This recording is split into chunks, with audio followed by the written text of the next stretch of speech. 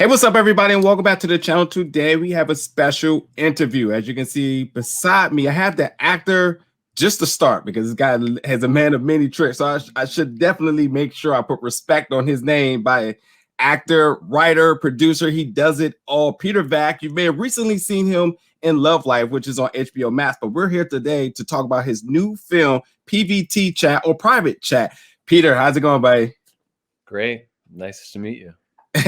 Look, I got a lot of questions about this film, and I think the first thing I want to say is, you being 34, like, say what you want about the intro, but like, you have an impressive body of work, just a vast amount of projects and just versatilities. Asshole, your project, which you can watch now, folks, on Amazon.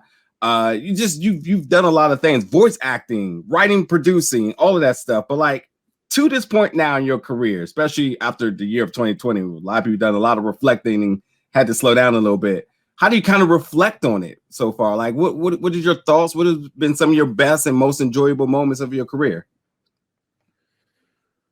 Well, it's interesting. I tend to not want to do too much reflecting because there's this like it's tempting to reflect and to sort of replay the good moments and lament the moments that you wish had gone better. But I find that my impulse is often to be like, what's next? What's next? What can I do next? What's the next project?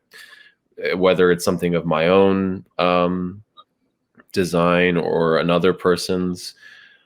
I have used this year of more time alone to do what I always do, which is just try to somehow generate the next thing. And watching the world struggle is upsetting, and it's also inspiring, and you can always really use the moment.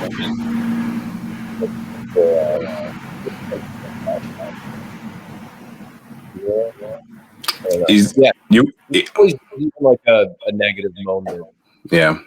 Positively. I mean, it can be difficult, but it's possible. Yeah, absolutely. So your character Jack here. Now, I'm very interested to hear your take on Jack. I had a lot of different reactions about the character all the way until the end, where I was just like, you know what? He was a likable guy, but there was so many different names or adjectives you can attach to him throughout this film. But overall, I absolutely wanted to know, how would you best describe Jack? And then how would you describe Jack and Scarlett's character played by Julia Fox? How would you describe their situationship relationship? Jack is a guy who's definitely feels alienated from society. And some of that, and a lot of that is his own doing. I think a lot of people deal with insecurity and fear and social anxiety. And I think Jack is somebody who has allowed those issues to sort of overwhelm him, and that he can like hide behind the computer and use the computer as a conduit for intimacy. But he really is shortchanging himself because the intimacy that he believes he has is not like the round and fulfilling real intimacy. And to a certain extent, I think Julia's character is in a somewhat of a similar position, because even though she's much more in the world, she has a relationship, even though it's not a good one. She has her job, which she does, and she has a creative passion, which she finds somewhat fulfilling. I think she's also alienated and sees, even though Jack is mostly a client, I think something about his naivete almost appeals to her, because she is not naive, but he in a way is.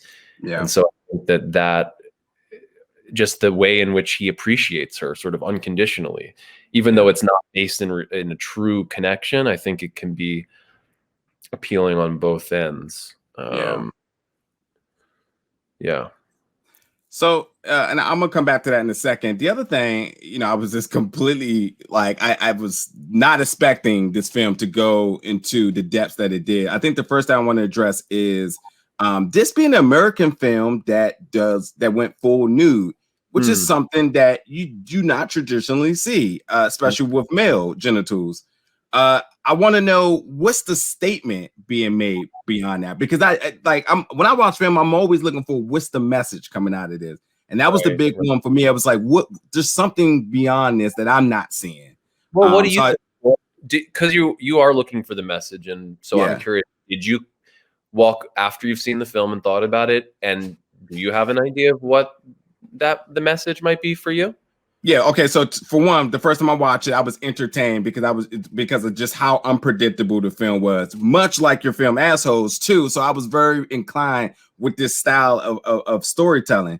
But then when I started thinking about the message here, I thought it was just breaking down barriers of, in traditional filmmaking, of things that have, been frowned upon and for one end and then not on the other end. You know what I mean? I thought it was just challenging the stereotypes or the normacies here, and just bringing a light to that in a way. And I thought also too, when you talk about sex work and you talk about sex in general, masturbation and everything, I thought that showing it in a pure form like it was, you just never really see. And I don't like in the beginning, you kind of get like timid by it, thinking like there's a predatorial aspect to it, but when you realize at the very end of the film, you're like, there's like a grace here. There's something, there's like a connection beyond that you realize that it is what it is, and it shouldn't just be stereotyped in one way. So like I was bouncing around in those ideas. Like there's just the vision of trying to normacy to something that typically isn't. Yeah, well, I like how you articulate this message, because I'm often hesitant to say what I think, because in a way it's not really my place to say, but I love hearing what you said, and I agree with I definitely do agree with that. So I think that's on the money, and I think that when you make a film, and definitely one that has imagery that is not as common, especially for an American audience, because I think you're right that in Europe and overseas, the body and genitals are not necessarily taken in the same way or with the same energy that they are here. And I think it was Ben's idea to challenge an American audience, and also, the camera is much more interested in my nudity than in the Julia's. So it is like something of a reversal, because in cinema as a whole, it's usually reversed. And also, masturbation is a very human activity. And I think, it's easy to be disturbed or freaked out just if you're a modest audience member. But I do think the film, like you said, does kind of make it seem like a tender, as tender as it can be. You do see that it's this guy's only way of release, and it's sad, it's funny, it's a bunch of different things. But I mostly disagree with you. I don't think I have much more to add. And I think that like the base bottom line is that the character Jack is a likable person. He may not go about everything right, but he's a likable person, and the things he's doing are normal things. And it's just like, the fact that you're able to portray that in a very authentic way. I appreciated that, and there was no cutting corners about it. And I was like, if you're gonna go down this path, then go down the path, and that's what you've seen throughout the film.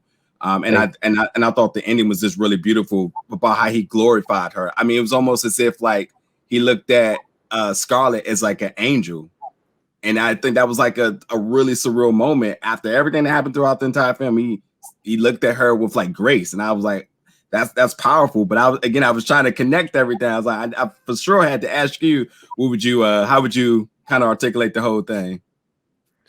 I like what you said.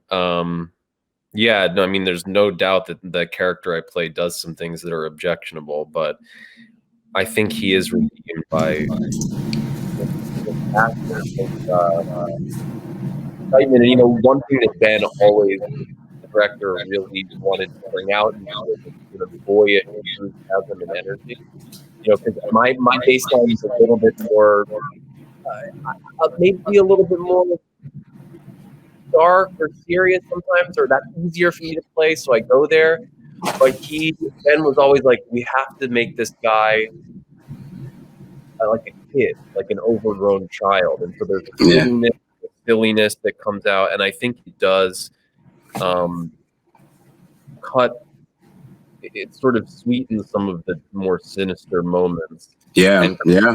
The character, because a lot of us are capable of immensely loving moves, and also the opposite. And I appreciate a film that is willing to show both sides of a character.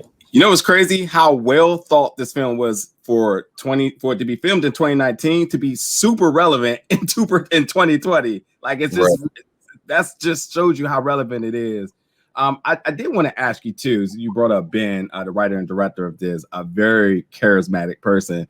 I did hear this story about filming, and shall I say, scenes that was not in the film, about a moment at the airport amongst the gambling, and you're a pretty lucky guy because absolutely no one ever in their entire life ever wins at the airport, yet alone you win $4K. Yeah, it's so funny. That was fun. We went to the casino near the airport, and we were filming stuff that ultimately didn't make it into the movie because it just didn't have a place. But right before we left, you know, Ben really does like, you know, I think he actually got more into gambling when in making this movie, but he does like to gamble. He really does. If his filmmaking's not already the biggest gamble you could do, right? No, well, and that's true. Gambling and filmmaking it's an interesting metaphor for filmmaking too. Yeah. Yeah. No, we each put, I think, like $60 on Red 21 and hit it. And it was like, I had to sign a W-9 to like get the money. It was almost it was so surreal. I've never again. I know it's the best casino moment I'll ever have. Yeah, that is awesome. Yeah. You gotta let it cool off a while because that's as hot as it gets, right? Yeah, no, we left immediately. No, we literally like ran out. We didn't want to be tempted at all because you know, it's so easy to keep blowing. 100%. Yeah.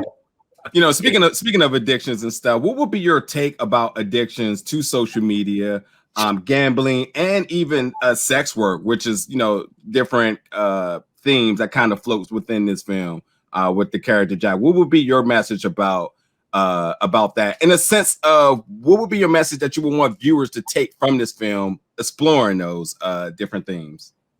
Well, you know, I'm always hesitant to say what I want a viewer to take away from a movie because everyone is so different, and the way people respond to material it's so varied that's part of the why you make something, is so that it can be interpreted so many different ways.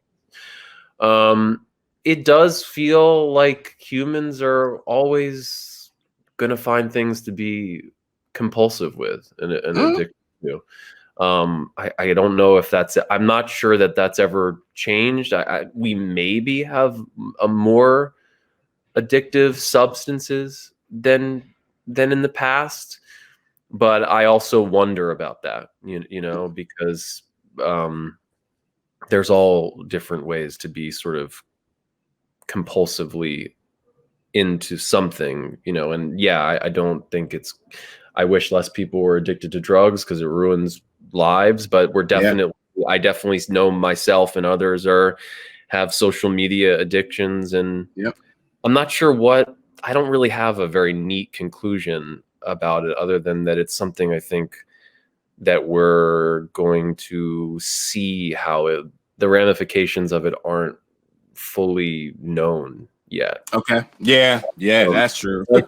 I think the movie does a good job of like asking questions about like what are like the more, you know, and yeah, 2020 has isolated us all. So now we basically many of us only have these digital connections. And I guess I am a little bit pessimistic. I do think that it's not the best thing that we've created, like another system where what raised, you know, where you're like addicted to feedback that you get from strangers based on content that isn't necessarily something you would do or say in life. And I participated in too, and get some pleasure out of it, and see expression or humor or art online that I like or don't like. And that gives me a lot of emotion. And yeah, but it's, you know, humans were always like testing ourselves and putting ourselves in new ways of seeing how we can relate. And there's a lot of comedy and tragedy in that, and there always will be. Well, look, I wish I could ask for more time, because your thoughts are very stimulating, and you're just super intelligent. And I definitely, if I had another hour, just would love to hear more of your thoughts. Also, I love your hair. It looks amazing. Oh, really long. Yeah, I mean, thanks, man. That's nice. I was like, oh, is it too long? Do I need to cut it now? But no, man, it looks amazing. Thank you. Wow, I love you, bro. Oh my God, that actually really warms my heart, and it makes me like, I love your hair. I love your room. Thank you, you're such a nice guy, and it's been so fun to chat. But really, you know, that's the way to my heart. A little compliment on the look. Hey. I'm like, well, what about my hair? No, truly, I appreciate you. But folks, everybody, PVT Chat is going to be in theaters February 5th. It's going to be on demand and digitally February 9th. Peter Vack, keep an eye out on him, because he's not slowing down anytime soon. I appreciate you chatting with me today, man. Much success on this film, and stay in touch. I will. Thank you. Thank you so much for watching, folks. Bye.